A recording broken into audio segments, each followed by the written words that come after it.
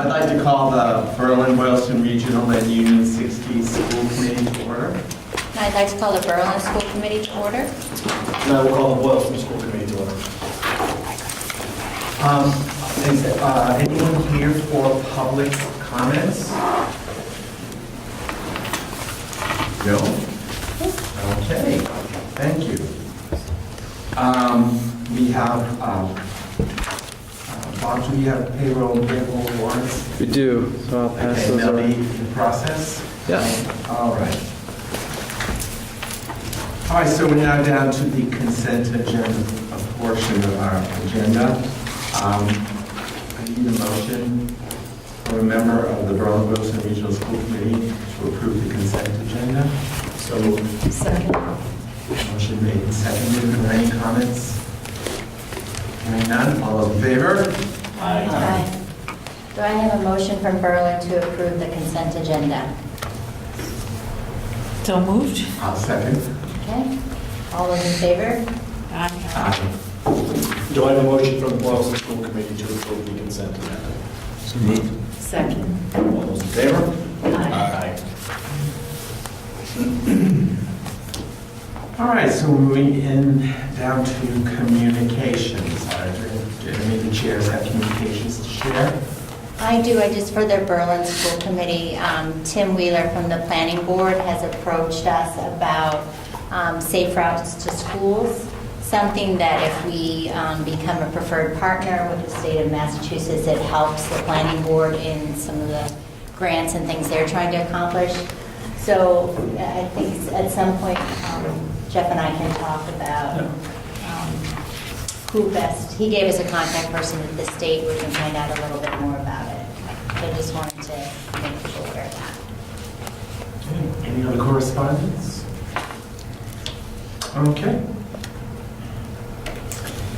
Moving into the reports section of our agenda, Mr. Ryan Buff, representing Link.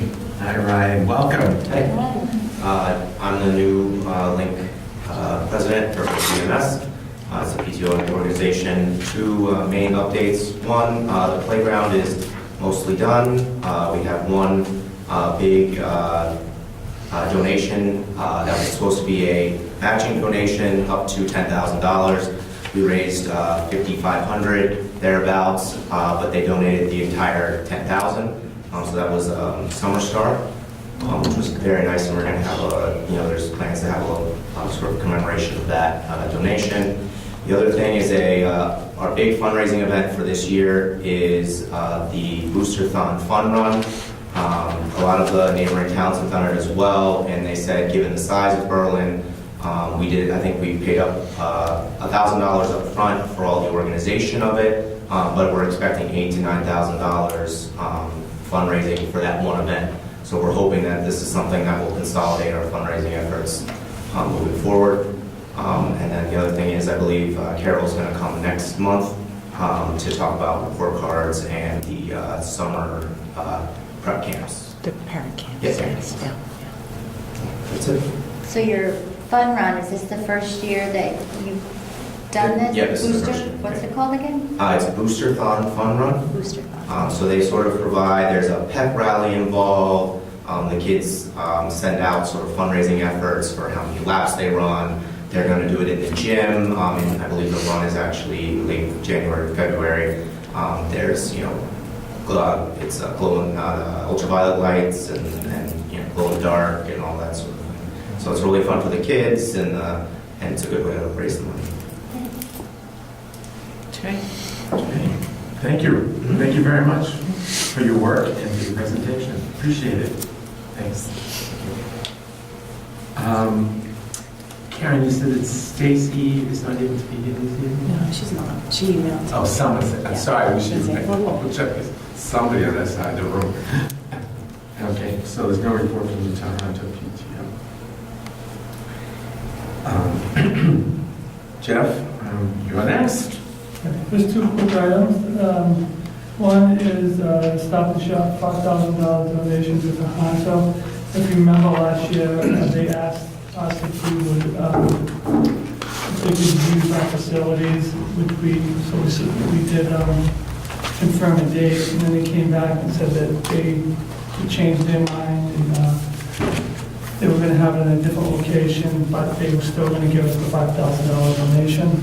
So the community was holding this spot. So they did send us that $5,000 check to be used at the Honto, and it has no restrictions on it. So I think the school talked about putting up a new electronic board, communication board outside someplace that would link up to our 5-year district improvement plan with the community and family outreach piece, just so we can get more information out on a regular basis. Make sure you get a permit. Speaking from experience? Yes. Sort of like the one out in front of the music store down the road. Not joking, but you're getting So $5,000, this was great of them to do that. We did send them a letter, thank you letter, which is included in the packet. So the other item that I'd like to vote on is to refer policies KLG-E, both for Berlin and Boylston, to the policy subcommittee for review. These were MOUs that were put in place 2008, and I'm still trying to figure out how they ended up there. They're, as you can see, they're designated with an E, so they're really exhibits and should have really been voted on in the first place.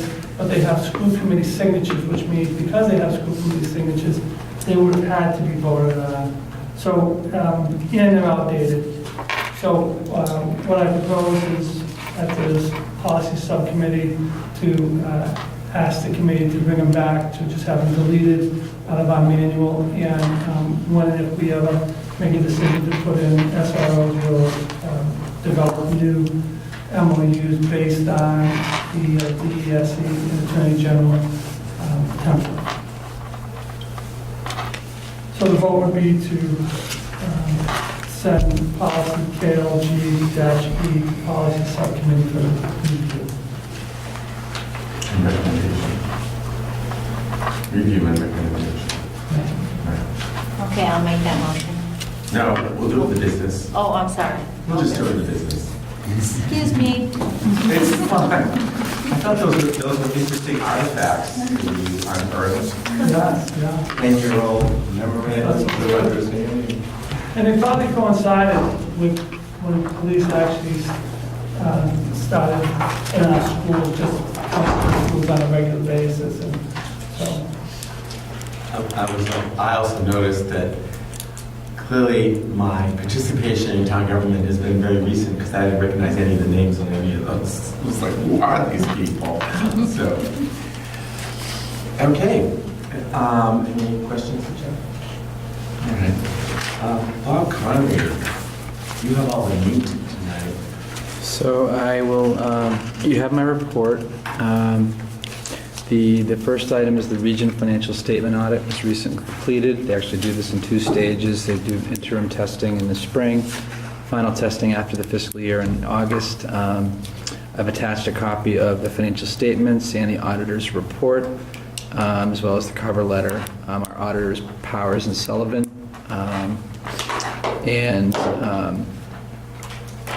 I wasn't going to comment too much. I think that I will just say, that the regional's financial statements, so their reporting standards are a little bit different than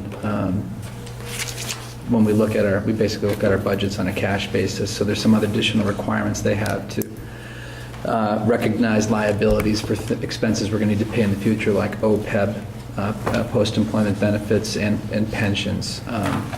And on the pension note, most of the pensions are teachers' MTRS, and that's self-funded by the people who pay into it.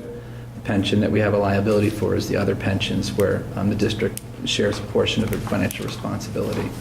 So I think the regional statements are fine. I wasn't going to comment further on that. I was going to make a note about the management letter comment. There's 2 comments in there. One is informational with a recommendation, and The other one is a recommendation from a prior year. They recommend we implement some type of structure on internal controls, which honestly I don't completely understand. I have to do some research on that. The other one, and I think that's something that I kind of look at and think about. I have background in, and I don't know necessarily what their framework is, but it is something I feel like we have decent internal controls. We don't have petty cash. We don't have procurement cards. So I think the way we operate is a little lower risk than some districts. The other one is a fraud risk assessment, and that is something that I will put on my goals for next fiscal year with regionalizations, kind of bringing the 3 districts together this year. I feel like it's probably better to wait until we complete that. It's a lot of work, plus we'll only have 1 region to complete that assessment for. So that's something I will kind of take that audit comment and address it during FY20. So that's all I had on the financial statements, if there wasn't any questions. And one generic sort of question. Were you surprised by, I mean, I don't know what the audit process is like, so, this is obviously a question asked in a vacuum. Were you surprised by what they said? No, those are common comments. The 2 comments are common. A lot of districts haven't completed a fraud risk assessment. It was a requirement that came out of, I don't know, a couple years ago. I'm not sure of the exact time, but a lot of districts have that same comment. It doesn't need to be completed by a consultant. It can actually be completed internally, so I would complete it myself and interview staff members, including the administration team, interview finance people, but kind of a self-assessment process. And I think we'd write up some type of official report on it and look at areas where we have access to funds. But not just that, as other places where we could potentially have misuse of resources. So it's focused on fraud. So that's something we're not surprised about. I have no other districts who have the same comment. And our auditor said, yeah, this is a common comment. But still, it's there, and we'll address that comment next year. Thank you. The second and third item relate to the same thing, the region's excess and deficiency. So this is a filing with the Department of Revenue, Division of Labor Services within the Department of Revenue. It's an annual requirement. And I basically, I gave a brief description of what it was in my memo, but it's kind of the equivalent, very much similar to what free cash is for a town. It's money that you have available kind of as a surplus. And like we do at times, you can use that and vote to apply it towards your budget, or you could hang on to it as a reserve. The amount changed, it declined, and it didn't decline because we necessarily spent more. It really declined because of a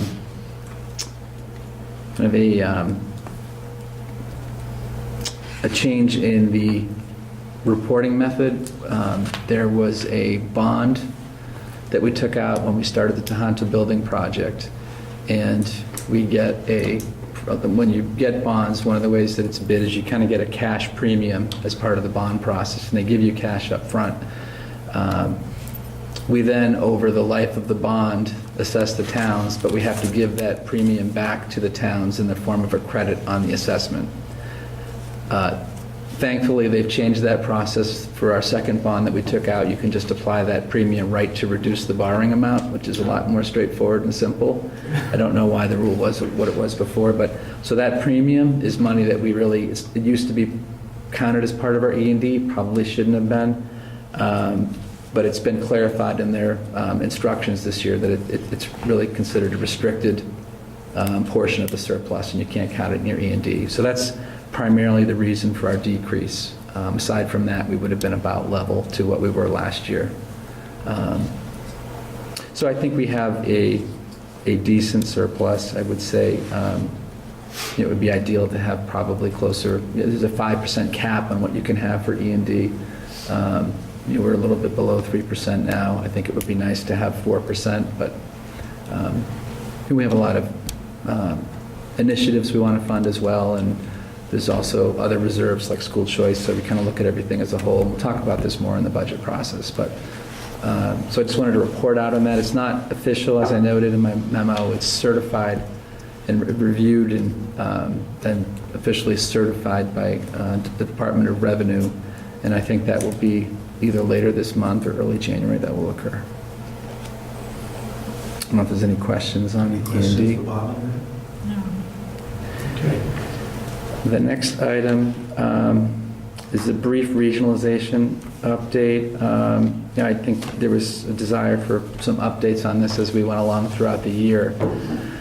And the budget update also kind of relates to regionalization, but the regionalization update is, we've been working on trying to operationalize some things, and one of the things we have to do is set up a new chart of accounts. We obtained a quote of about $8,000 for our vendor to do that. We were able to, I think we understood a lot of what needed to be done, and we were able to do a lot of the work ourselves in Excel and then give them a file to upload to create our chart of accounts, and we completed that, and we were able to, just for the technical piece, only pay. It was about $800. So we did save some money by doing that ourselves. And that structure is needed for us to load our budgets into, so when we present our budgets, right now it's in Excel, but we want to load our budgets into the financial system. And there's multiple steps to the process. We'll have to set up permissions by having segregation, so each district, each school is submitting just for their expense accounts. But phase one went and it was completed. It was a nice milestone for the finance office to feel like they made some progress on it. There's many more to come, some of them financial and kind of operational like that, and there'll be others that are kind of more organizational that we'll deal with. So that's the regionalization update. Budget update, we've started working on that. We've received, similar to prior years, level service budget submissions from all the administrators in the central office and the principals as well. And in addition to that, we have above level service requests that we ask for. And when we present our budget, we'll show you those separately, so you won't kind of get this, you'll be able to see what the level service budget is and what the above level service budget is. We will be presenting an additional piece this year, which is, and I talked to Jeff about this, is we're going to kind of have we're going to separately call out the cost that used to be in the municipal budget. So I don't want to be presenting a budget that goes from, I'm going to make up simple numbers, $3 million to $3.5 million for one of the elementary schools, when $300,000 of those costs used to be in the town. That's not really a $500,000 increase. So we're going to show what the increase is for the same set of costs, and then we'll show transfers that used to be in the municipal budget. It's kind of a separate item. We'll present what the total is, but so we'll try to provide some transparency to that for the school committee and for the town, so they can see what we're budgeting for those items. That sounds really important. Yeah. That sounds really important. Yeah, I think it'll take away any of the mystery or confusion that could happen. So I did kind of towards that end, I did send a memo. I had received an inquiry from one of the town accountants about the budget process. What are you budgeting? And I didn't want to just send an answer to one question in a vacuum. And I felt like the issues were, a lot of the issues were, there was kind of a right answer. There might be a couple where you could decide different ways, how it should be done, and the town might have input. One, I guess, so for example, the benefits for the elementary school teachers are not going to be the responsibility of the region. That's going to be budgeted in the region. There's really no discussion. And that's just how it works when you regionalize. A lot of the insurance will move to the region. One example of something that you could look at differently is so like workman's comp insurance, they're going to be regional employees that'll be paid for by the region. The one question I have is on property insurance for the elementary school buildings. The buildings we're going to be leasing for $1, but the region's going to be leasing for $1 from the towns. We could pay the insurance. The town could pay the insurance. It doesn't matter either way. The town is responsible for the cost of the buildings, and they're going to get assessed that cost. So it doesn't really matter who pays for it. I just didn't know if they had a preference that they would insure it because they'd know it was insured. I don't know if there's some reason why, or they wanted to know what level of insurance they had. So that's more of, I think, what their preference is and what their comfort is. if they put it in the municipal budget, they'll be paying for it. If they put it in our school budget, then each elementary school gets assessed to the town, so they're paying for it either way. So that's one item as an example of one that I just wanted to get out there, and I'll kind of look for them to give me guidance on how they want that budgeted. But so that memo laid out a lot of the differences in the budget process, and you know, I've also asked the town accountants to give me feedback if they see if I've missed anything, but you know, we're going to be in early January pretty soon and presenting the budget, so what we've typically done is that in December, but with the transition school committee in place, and basically at that first meeting, we'll present after that. We can't vote on it in December, so we have to present it in January. I think that's all I have. There's some more other things on the budget, but I think at this point we'll have more information to present in January. One thing I did want to, last thing actually I did want to put out there was I think it may be helpful for us to, Berlin has a town bylaw to get budget information to them by December 31st. I think we can prepare our budget and have our presentation maybe not ready then, but we can prepare our budget and have it subject to school committee review. We could potentially just post it in advance of the school committee. Instead of it being a few days early, we could just try to post it to meet the deadline. That's a thought for consideration. I don't need necessarily, I think, I don't want to. I think I'd want to get an opinion. An opinion would be helpful. Are you hoping from us? You know, theoretically, it sounds okay, but there may be consequences, unintended consequences. I don't know what those would be. Mhm. I'm not well versed. I don't know who we consult with on that, but I think I'd want another opinion. Yeah, sure. Just ours. Right. I think the town's opinion, we would probably, if we were going to do this, have to share it with both towns, even though the deadline is just Berlin's deadline. But I would start with our attorney as a starting point. Yeah. I don't think it would violate open meeting law to post something earlier than required, just as long as there's no discussion or deliberation on it. And I could also post it with the caveat that, you know, this has been presented to the school committee. It's subject to the review and approval, and they could vote to increase it or decrease it. But then there's no technicality of not meeting a deadline. Can you request an extension? I suppose we would request an extension. I mean, obviously there's extenuating circumstances with the regionalization. We could. I don't know what the law I is. just wonder if it gives you more time, less pressure on you, keep everything in one. I don't know, just wondering. if you can do Yes, this. we can ask. I don't know if they can just ignore bylaw, but maybe they can. That's also a good question. Can they just ignore a bylaw? Probably not. Or, you know, it's an unusual situation too. So I will, but yeah, I will, so I thank you for the suggestion. I will, I didn't really know what the solution was. That's why I wanted to throw it out here in a kind of But again, the public. conversation with Russ, you might say, no, you can't, so. Well, Russ is maybe probably the first. He might have some. Towns. He might know something that we don't know. if it's a bylaw, maybe there's some kind of abbreviated document you could give them on the 31st if they knew that the full, It would be abbreviated.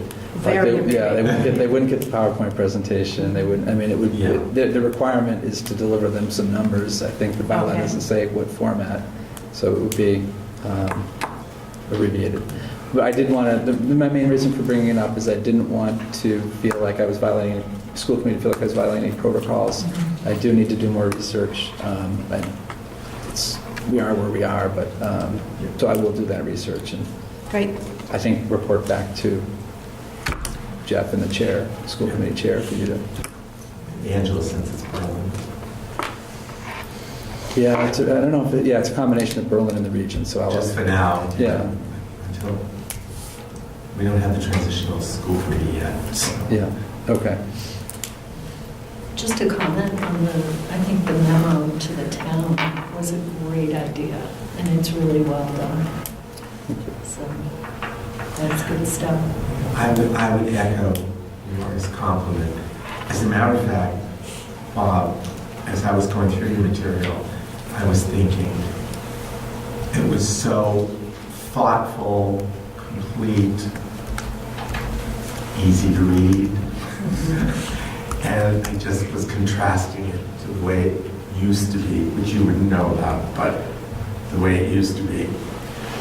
So I was very pleased with the material that I was reading, and I thought you struck all the right notes. So Thank you. It's pretty much needed for us to do our budget, so it had to be done, but I appreciate that.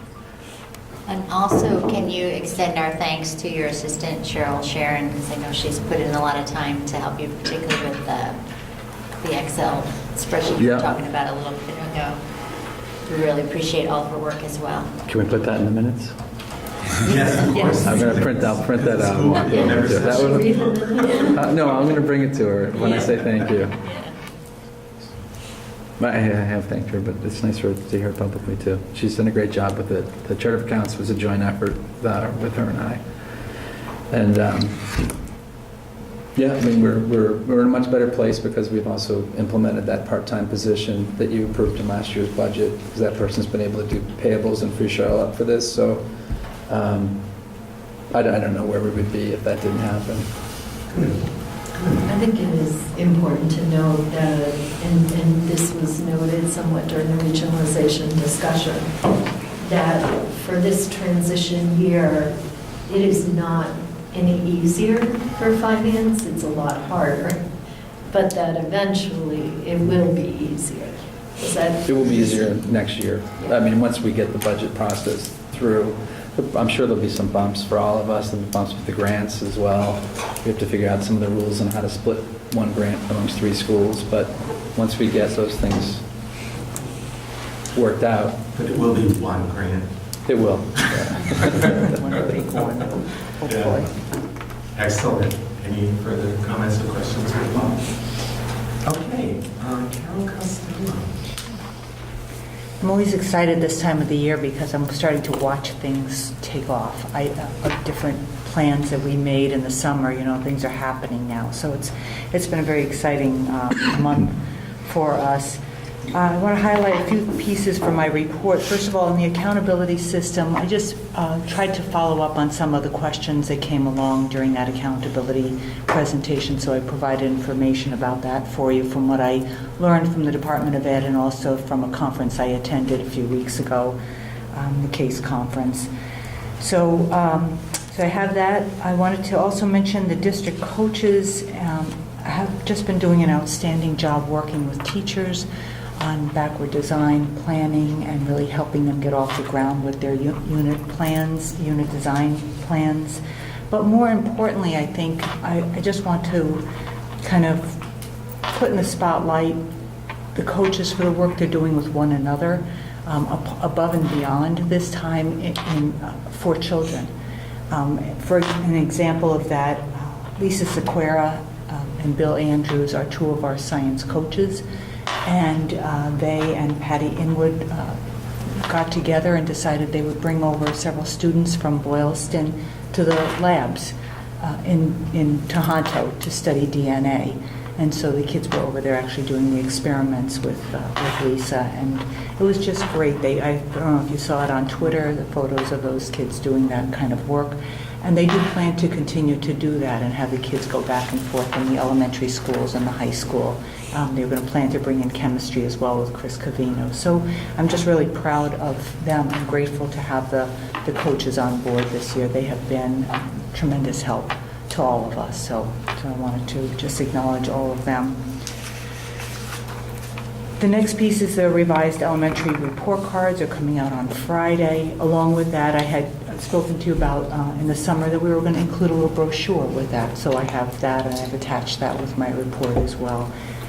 And there are some things, we're tweaking along the way as we send this newly revised card out. And next year, we also need to update the history and social science frameworks. That was a 2018 change in the standards, but the teachers have in the elementary schools are going to be spending this spring and then part of the summer working on updating all of their resources and really taking a look at and unpacking those standards. So we didn't want to put those in this year. So those will be changed as of next year. Some of you may have already taken the parent school climate surveys. We sent those out to students and parents. The deadline for that is this Friday, December 14th. Karen and I have already kind of sat and done a preliminary review of that data, and it's very informative for us already. We're going to be sharing that with the administrative team. There's quite a bit to look at around equity for our students and really giving us a sense of what's happening as far as the culture and the climate of the school. So very interesting, and we're grateful. So please, if you haven't had a chance to do the surveys, if you could do that, we would appreciate it. Finally, I just want to acknowledge folks in the early grade who are headed to the early grade literacy conferences and workshops. Jill Walton, who's sitting in the audience right now, is one of those teachers.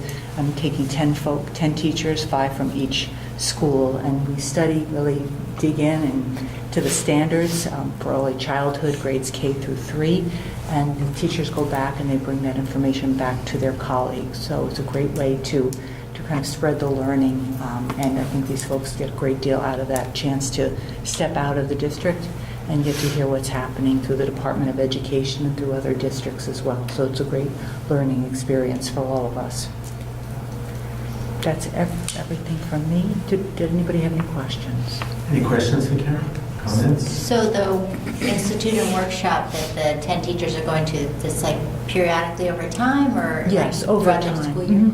They have a statewide institute first in the fall, and then we just attended, they break them down to smaller meetings, so we just attended one in Worcester that was a central Massachusetts networking meeting. And then the teachers prepare a presentation for the end of the year. Last week, I think we mentioned we worked on the dinner dialogue, what was it called? Dinner time dialogues, right? Yes. And the idea of it is to get children talking at home with their parents, start having conversation starters at home, because one of the really important areas for early childhood literacy is getting children speaking and listening to one another, and that builds their vocabulary in so many of the areas in literacy. So that was a project that they worked on and brought it forward to the staff, and also brought it forward to the parents, and they used that for their parent night when they opened in the fall. So they presented that to them as well. So it was great value. I'm curious about the report card. I hope as we go forward and you get feedback from staff and from students and parents about how this makes sense to them, I'd be curious to hear what kind of feedback you're getting over time and how you might respond to that. I'm also interested, the standards were really nicely clear in ELA and math and science on there, what's being tracked. And I'm curious about how the standards for the specials, particularly art and music, since that's a focus for improvement in the district improvement plan, how the standards in those subject areas might become more articulated for families so they know, and for students so they know what it is they're trying to accomplish in those areas. I think that is an area that we need to work on. We've had conversations, or I should say that I know principals have had conversations with the specialists about putting more comments. The comment area, which had been something that the specialists were hoping for when the report card was designed and updated, so that they could do that and explain what was happening during that particular trimester in the classroom for that grade level, what they were learning. So it's hard because it's a lot of work, obviously, doing all those comments, potentially. But each report card is done by grade level, is that right? The standards are varied as you go from grade to grade to grade. They are now. They weren't years ago. They were like strands, right, at like grades 3 to 5, but now they're broken down by grade level. So, and to your question about finding out, getting some feedback, so that's why I think, I forgot his name from the link. Ryan mentioned that I am going to go to both elementary schools and talk with the parents, try to get some feedback from them as well. And the teachers, we're going to be meeting on our January 22nd PD day for several hours to review that report card and talk about the experience they had and how that's working and things we might need to change on it, just to Yeah. get feedback from all of them, including the specialists, so. Yeah, or supports they may want in transitioning. Yeah, absolutely. And I think a theme in your reports that I really liked and am encouraged by is the idea of empowering teaching professionals to share with their colleagues and to work together with their colleagues on improving instruction. That's definitely a theme going on here. Yeah. I found that really exciting and hopeful because I'm sure they feed off each other. There's a need for that kind of support. And I share that with you too. I think that's where my excitement comes from, as I listen to the teachers talking with one another and doing things together in a way that they might not have before. And I think that the group that's been with Jill said yesterday, it's just great to spend time with one another and talk about these things with one another. Mm-hmm. They do very much share their materials, and so a lot of good comes from that. And I think the more we present those opportunities, that's going to grow and empower the teachers more and more. And that's really what we need to be doing. Absolutely. That's the leadership role, is to empower the teachers to do the good work they do. So. Good. One other question, and maybe Karen, you may want to speak to this. You have the school climate survey, which goes to students, staff, and parents, which has gone out, and then the wellness survey. And it seemed, which you're going to speak about shortly, it seemed like the content of those two efforts has some overlap. In my thinking, it does, and I'd like to know how you think about the relationship between these two. One I know is an internal sort of self-assessment, one is an external gathering of perspective, but I'm wondering how you think of these two approaches, how you think about them as in relationship to each other, how you ended up surveying around certain topics, but doing a self-assessment around other topics. Just your thinking around that relationship would be helpful when you get Sure. to it. Yeah. Okay. Thank you. Thank you, Carol. Karen? Oh, sorry. I'm sorry. I always forget to look this way, Laura. You have to No, read it I always out. raise my hand like a good student. I just have. Or say, hey, you. I just had a question, Carol, on the formatting of the report cards.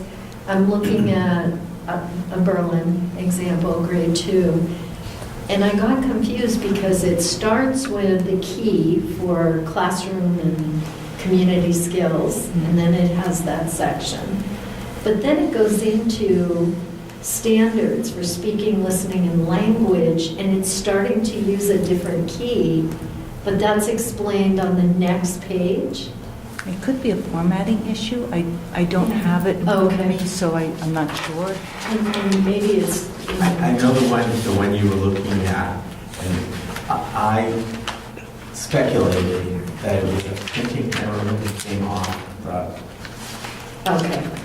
because it looks like, you're right, it's fractured. Are you looking at the PDF?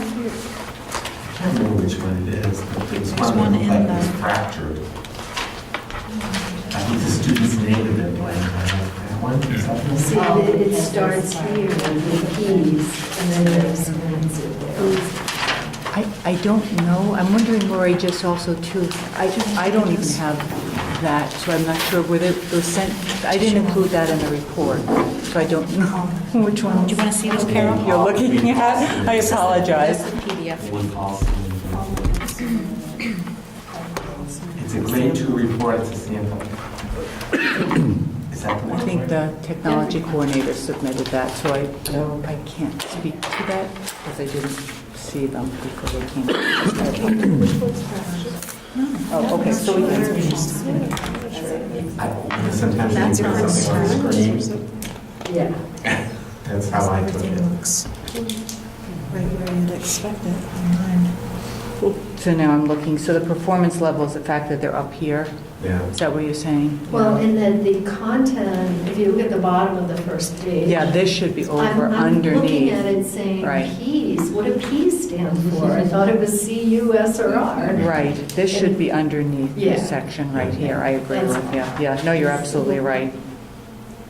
So I don't know, hopefully that was either corrected somewhere in the transition, or we will correct it in the future, because that absolutely should be over there. I think of the format initially, about where things could go, certain boxes.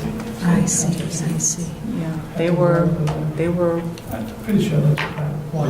Well, you can be sure that if a parent gets a report card like this, they're going to be calling, because that format is going to make them crazy. They go, Well, as what long as happened? it's colored, I mean, the different keys are color-coded. Because it's right down there. You know, the banners are They start blue. giving it here and then in the middle Figure it again. out. You can figure it out. Yeah. yeah, but still, that should be moved to the other side, I agree with you. The first glance. Is there anyone else on my left who wants to say anything? Since I'm focused over here now, Karen? Thanks. Couple of things tonight. I put in your packet about the preschool rates. We're actually doing a little bit of work around studying some things in the preschool, and this came up as kind of a part of that whole work that we're doing. Page 17 in the 5-year plan, if you're trying to find it. We have not increased our pre-K rates for 10 years at Berlin and for the Boylston one that's part of Tohoto, which was considerable. And as we have gone through those 10 years, more of the teacher's salary has gone to the general funds as costs go up. You know, there's a 2% increase generally every year, and so that more of it has gone over to the general funds. So we were looking at it, and we just wanted to see where we stood in comparison to other districts, and we were sort of at the lower end. We weren't, the lowest by any means, but we were at the lower end. And the other thing that we looked at was that it seemed a little unusual, the numbers. It wasn't a consistent number. So the suggestion was to kind of round them out to charging an average of $21 a day. Now, if somebody sits with a calendar, depending on the year, it may or may not, but 10 months a year, 4 weeks in every month, and then 2 days or 3 days. So we figured it out that way. And we made a suggestion for just a very slight increase to make those numbers make a little more sense and be a little more consistent. So I think is that on for a vote tonight, Jeff? I don't know. I didn't look that far ahead. Okay, so that may be later. The other thing I wanted to share with you is the Wellness Committee. Our Wellness Committee hasn't really been up and running the last few years, and our food service director had said, this is something we're supposed to be doing. So we did get it back up and running this year. They meet 4 times a year, and their goal is to review the wellness policies and the functioning within the schools, and to make recommendations to the school committee. So we've had our first 2 meetings. We're very lucky. We have some parents, we have a local doctor, we have a student on there, we have some teachers and nurses, so we have a really nice rounded out group from all of the buildings. And so the first meeting we had, we did a needs assessment, and that's what I included in your packet. I think I called it a survey. You're right. It sounds like too many surveys, but it was really a needs assessment with all of the members kind of assessing how well we're adhering to the policy. All of the pieces are part of the policy. Excuse me. And so the second meeting, we came back together and looked at where we were, where we found some areas that were not fully implemented. Everything was at least partially implemented, but there were a few areas that were we thought we could do better on. And so those are on that needs assessment in red. There's some notes and things that we wanted to. And the next piece was to really think about what we wanted to work on as a group for the coming year. So they decided that they wanted to evaluate the current health curriculum. And I think I explained before that this is in the process of changing. The state just convened a group, started last week, I believe, to look at the health curriculum. So we figure it's a good 2 years out before we have an updated one.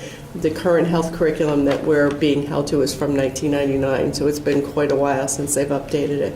And I'm sure there'll be a lot of changes. They still have the strands, you know, the 3 to 5 and all of that instead of grade level. So there should be some changes. But at the same time, we want to look at what we're doing internally. And so at the next meeting, we actually talked about all of the things that we, in these strands, that we're required to teach and where they're being taught. Because we don't have health teachers in anything but the high school. So they're being picked up somewhat by classroom teachers, somewhat by PE teachers. And so we thought that one of the best things we could do is really kind of define where these things are being taught so that everybody's clear, and then we can find out if there are things that are being missed because nobody's really in charge of the health curriculum. There's no teacher at the elementary school that's devoted specifically to health. So we began the work of breaking that up at the second meeting. The second thing that we really would like to work on a little bit more is school breakfast. Berlin is the school that does not have breakfast. It's the only one that doesn't have it. And they've had a hard time maintaining a school breakfast because of participation. They now have a before-school care, and they think that because of that, they might have more of a need. There are some students that need that breakfast every day, and it's too bad that we don't have something available for them. So the head of food service is going to work with us on looking at bringing it back to Berlin, hopefully. Can I ask a question about Sure. that? I noticed on your report that drop-off time was something like 8:25 at the elementary. Is there any thought or consideration of bumping that back so that kids that want to get something to eat before classes start, I mean, opening the doors to the non? Yeah, that was part of the conversation, and how we did that, and I think part of it is Boylston has a morning recess as well, and is that something that we should look at in as part of this whole thing, because they found some really good success with getting the kids to have breakfast and go out for 15 minutes and then start their day. So those are all pieces that we definitely need to look at.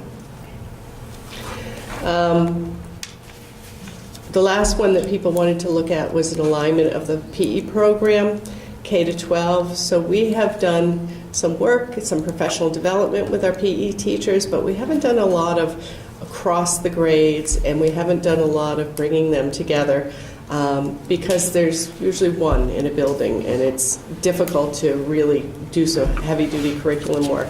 But we spoke with Carol, and she came to some of the meetings, and she's been helping us with that too. And that's one of the things that they wanted to look at more, was that that curriculum from pre-K all the way up. The other thing that they need to do, one of theirs, is to make policy suggestions to the school committee. And so there was a list on there of some things that they wanted to make some suggestions to bring back for your policy subcommittee to discuss. A couple of them were very simple. They were things that were meant to be at the elementary school. They still said pre-K to 6 instead of pre-K to 5, and they thought some minor changes could be made. The one that probably had the most discussion was about the food policy within the school day. A lot of us thought that our school policy meant that we had to adhere to the nutrition standards during the school day, and that after school was, fundraisers and things like that it didn't apply to. And when we read it, it wasn't really clear that that's what it was, and that was the intention of the law. A lot of districts, and I gave you a sample policy in there, have 30 minutes before school starts and 30 minutes after, so there's nothing being sold at the door as kids are going out, trying to make the food that's served within the school day a little bit more nutritious. I think all of our buildings are trying to do a much better job of that. The fundraisers sometimes get in the way, but they're not doing those as much during the school day. So we would just like to suggest that the policy subcommittee kind of look at that wording and make it a little more clear, so we know it sort of reads that all fundraisers, they couldn't have anything that doesn't go with the policy. So we'd like them to look at that as well. Sorry, but is there any questions? questions for Karen? A question about procedure on policy. So the Wellness Committee wants the policy subcommittee to take a look at their suggestions. Do we just do that? Do we have to vote on it? I don't know procedurally how that works. I mean, we want to honor their request. I just have to think of What's the right procedure? what's the way to do it. Well, I feel like lately our kind of MO is to just get the approval to take it to the subcommittee. I mean, we haven't done that in past years. You know, the chair and the superintendent, primarily the superintendent, just decided which policies really need working at and looking at, and just brought those forward to the subcommittee, so. So I think what I'll suggest then. It does fall in line with what we already did earlier tonight. Yeah, so I think on the business items, we're going to add an item, which will be about, it's not on the agenda, but I have the prerogative to do that on occasion. Do we know what policy that was? Do we have a policy number? We do, it's right in there. -E. Very good, thank you. Well, I'll rely on one member of the committee to know where that is a little bit. I actually just happened to be looking at it. Okay, good. Thank you, Karen. Paul's not here. Do we have anyone else have a report? No? Yeah, just the, what we're talking about the report card, and I just want to thank Paul for doing such a great job of formatting those report cards. It's not as easy as you think. You don't just, I thought you just put it all in. It doesn't show me what it looks like. It's not that. But the other thing is we were looking for another person to help in the buildings, to help Dave, and we just haven't been able to find someone. So Dave actually reached out with Paul, reached out to ask about, we've hired a student, a junior, and he'll be working on his, on the days, on the weeks he's supposed to be in shop, he'll be working for us. So it's a great opportunity for him, and it's a great opportunity for us. So see how that works out. We're looking forward to it. That's about it from Paul. All right, thank you. Lori? Well, I really don't think I have anything that I can publicly report upon. Yeah. We'll wait. All right, school committee goes, Susan. Move right along here. Yep. So last meeting, we approved these goals for our school committee. But we didn't set any systems in place for enacting them. So I'm bringing it back to the table to see if we can reach consensus just on how we think we ought to manage these over time so that we actually accomplished what we set out to do. And one suggestion I would just put on the table first, I guess, is to have one person from the school committee be sort of the lead and target point person for each of the three, one person per each goal, so that we know that somebody here is keeping track of what needs to be done and is going to move that forward, and will report back to the school committee at the relevant times about their progress. And so I wanted to see if that's a process that would work for the group, or if you have an alternative proposal. So that would be 3 school committee members, because there's 3 goals, right? Correct. Okay. And their responsibility would be to report back. We'll have that a regular part of our agenda. Right. Okay. Because there are timelines, and it's very specific within the goals when things need to be done. So hopefully the tasks are clear, and it just puts that person in charge of making sure it moves. Now, before 3 people volunteer, I don't know how much work's involved in this. I'm not sure there's a lot of work involved in this. I think it's different with different goals. Okay. Keep in mind that when we had the transitional regional, I can never get those two words straight. We will also be appointing perhaps a couple of people to serve on negotiations. So that will be a task that people will have to do in the spring. Only 2 people probably, but 2 people nevertheless. But those people aren't determined until January, correct? Or even later, depending on. So one thing that seems possible is for us not to worry about that at the moment, but if you end up taking on another role that's very time-consuming, that you could bring this goal back to the committee and say, I'd like to pass it to somebody else now.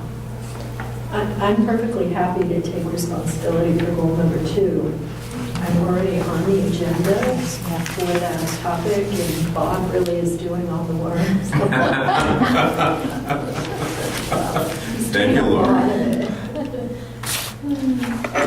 I applaud your generosity. I'm happy. Some. I'm happy to take on number 1 if nobody else wants to take that on. I'm familiar with many of those standards, and Well, that's good, because I was just about to say I'd take number 3. there we go. All right. Like that. Unless somebody else wants to jump in. Keith, you So want to get in? I was just thinking about, You want to do that with Keith? We could do it together. At the same time, what we can do it with them. sure. Yeah, if you 2 want to collaborate on it, how can that be? Okay, go for it. All right, sounds good. All right. Yay, thank you. All right. So please take a look at that before the next meeting, because there are things that need to be done already by today. So take a look, there's definitely things on the list for reporting out in January. Okay. All right. Susan, you're up again in regards to, this is to the Ainsworth item, but do you mind if I say it? Oh, go for it, that's fine. Moses Reed Tyler Scholarship Meeting update. Yeah. So this pertains to a trust that's in Berlin. This is a Berlin committee item. Let's see, I forgot how this even came up, but in one of the meetings we did, I think I even suggested this, actually, another thing back. We wanted to meet with the trust officer overseeing this Moses Reed Tyler Trust to check on the terms of the trust and the investments and the history of the trust and so on. So Bob and I met with John Sherrill from Bowditch and Dewey at the end of October, I think it was, and reviewed the history of the trust and the fee structure, the investment strategies, and so on. And I think we left that meeting, and you speak otherwise if you think differently, Bob, but I think we left that meeting feeling confident that the trust is well managed at this point in time with appropriate fee structures and investment strategies. Bowditch and Dewey, also following the meeting, sent us some additional history on the trust, the history on Moses Reed Tyler himself and his family's long-standing involvement and contributions to the community. And I found that particularly interesting. I think I was really struck by the impact that a single individual can have on a community over time. So in 1941, it was about 75 years ago, in his will, he left approximately $20,000 to the town to, under the charge of the school committee, to give to students who aren't necessarily pursuing a college degree. They may be going after a trade education, but want to better their opportunities for the future. And Angela told me that in the past few years, the trust has awarded approximately 15 awards to students applying for this scholarship. And so if you kind of just extrapolate off of those numbers, I would guess over the 75 years that this trust has been around, it's probably touched at least 400 lives in this community. And I think that's pretty awesome. I'd like to think that we would encourage more people to make gifts like that, either individually or collectively, to impact the futures of students in this town. So I'm hoping that in the spring I might write up an article with Angela's support about this trust and the person behind this trust, and get an article into the paper at the time that we're starting to let people know that this is available, and hopefully inspire other people to consider making these kinds of contributions.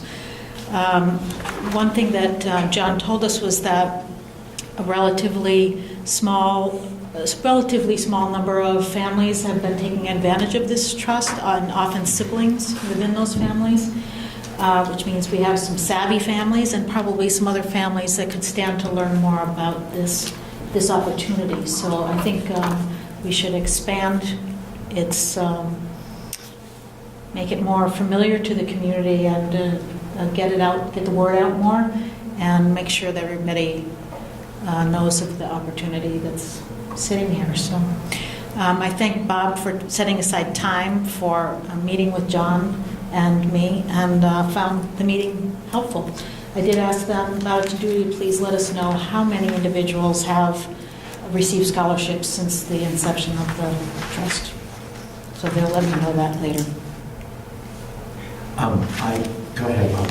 I just wanted to add, I had the same observation about the limited number of participants, and that maybe, I don't know what the application process is, but you might want to make that as least cumbersome as possible, maybe to encourage some other people to apply. And reading the way the trust was written, and it was kind of trying to encourage people who might not otherwise be inclined to pursue additional training education. Maybe some of those individuals wouldn't necessarily want to be writing an application or be Right. looking for it, but be working or something. So that would be one thing that I would just maybe request that you think about. Anything that you want to add to that, Angela, based on your understanding of the trust? Just a couple thoughts. The first one is, how important it is to invest that initial $20,000 investment. The last few years, at least, we get 13 to 14 and change thousand to spend on scholarships each year. So that's impressive to me. We certainly could look at the application. Reviewing some of the Moses Reed Tyler stuff that I came across lately, I know at one point they kind of tweaked the requirements. They used to be, for example, they changed it from Berlin, something like Tohoto student only, and included it to Berlin residents. So it didn't matter, you can go to Assabet, a charter school, it didn't matter as long as you were a Berlin resident. So it has, I'm just trying to stay true to the intent of the trust. And you were spot on, Bob, that was really the intent, students that are earnest and industrious, and preference to those needing the financial assistance. Yeah. I have some observations as well, because I participated in this committee for 2 years now. Last year as the chair. I took it over from Tom Fleming when he left the committee. And in my experience, the applicants are not just Tohoto seniors. There are always students who are currently in college who apply. There have been students who are doing college work through the Quinsigamond program, who are juniors here, who have applied. There have been people in their, I don't think we got as far as the 30s, but people in their 20s who had stopped their educational career to either have children or do something else, and are going back. And they're looking for some financial assistance in some way. So it has been a pretty diverse group. And I found that right from the beginning when I first went on the committee was pretty amazing to think that someone who was perhaps 27, 20 years old and had done 1 year of college and then decided to go back and do something. And some of them have been for technical training as well, not just standard college liberal arts or skill sets training. So that's been great. Yeah, it's very inspiring. It is. It is. Thank you, for that Susan. work. That's, Yeah, thank you for taking the time to meet with. No, thank you to Bob also, who it turned out he had a former relationship with this trustee from Cottage and Dewey. So I just took an ethics training today. So, this was 28 years ago. Full disclosure. He doesn't grade me anymore. But yeah, he turned out to teach a tax class I took at Babson about 25 years ago.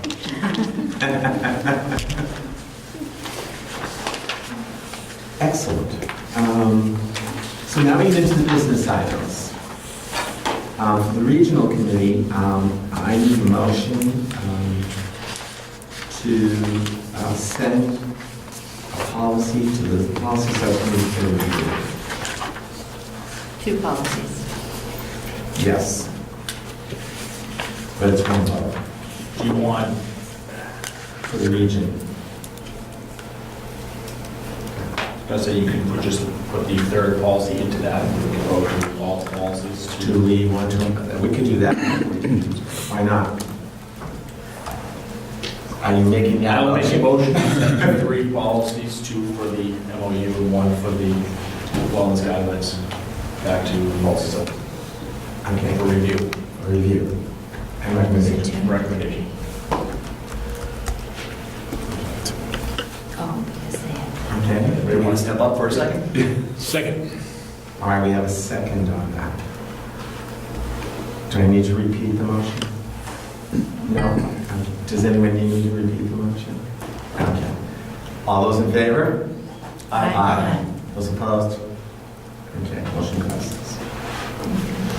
So for Berlin, do I have that same motion for policy KLG-E and also ADF-E? Yes, a motion to send those policies to subcommittee policies. Okay, I'll second it. Okay, any questions or discussion?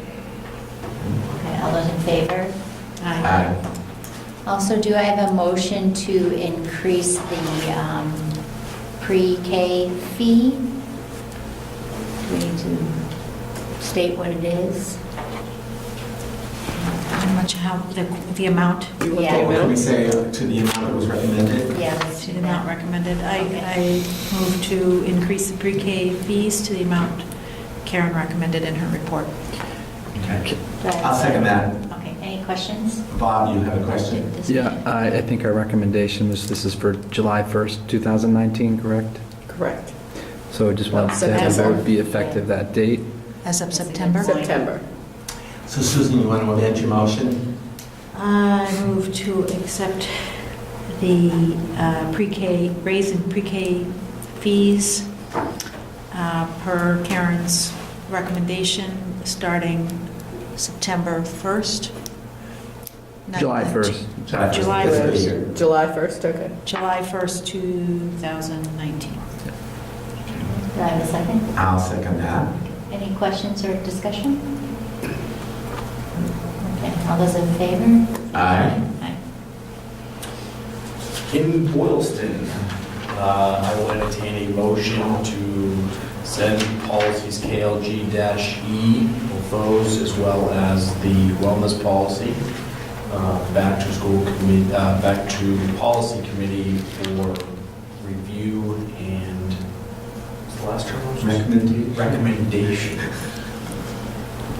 So moved. Second. All those in favor? Aye. And I will entertain a motion to increase the pre-K fee beginning July 1st, 2019. So moved. Second. All those in favor? Aye. Aye. Thank you. So just take it, if you haven't noticed, we have some notes in the meeting. When the next regularly scheduled meetings are January 8th and February 12th, and January 8th is when the Transitional Regional Committee will be called by the superintendent.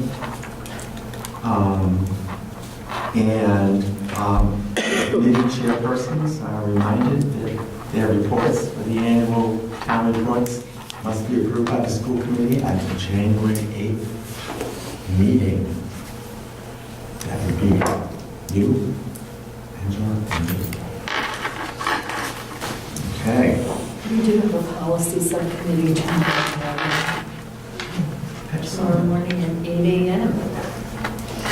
Excellent. Who's bringing the donuts? Well, that doesn't. Wellness, you said that in front of the Are there any other comments, school committee comments? Thank you, Lori, for reminding us. Okay. I need to call an executive session. I need a motion for that. And the purpose is to discuss strategy with respect to collective bargaining, and we will not be reconvening in open session. Have a motion? I move for the group to move into executive session to discuss strategy with respect to collective bargaining Not to reconvene. and not to reconvene. in Second open motion. Second, it's a roll call vote. Keith? Second the motion. No. No, It's just roll say call. aye. Aye, sorry. Aye. Aye.